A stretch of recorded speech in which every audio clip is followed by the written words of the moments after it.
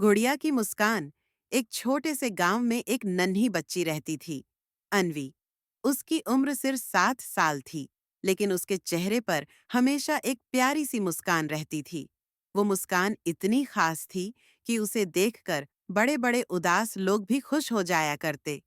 अन्वी को गुड़ियों से बहुत प्यार था। उसके पास एक खास गुड़िया थी, जिसका नाम था मिष्टी। मिष्टी की आंखें नीली थीं, बाल सुनहरे और मुस्कान वैसी ही जैसी अन्वी की। लेकिन यह गुड़िया बाकी गुड़ियों से थोड़ी अलग थी।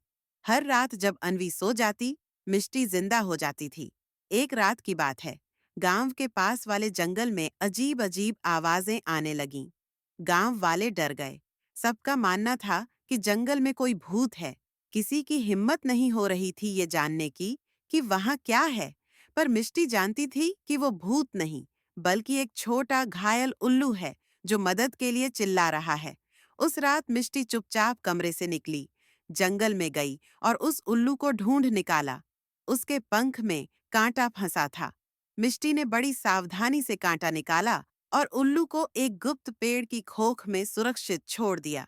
सुबह जब अन्वी जागी, तो उसने देखा कि मिष्टी की हथेलियों पर थोड़ी मिट्टी लगी है और उसके बाल बिखरे हैं, जैसे वो कहीं गई हो। अन्वी मुस्कुराई, जैसे सब समझ गई हो।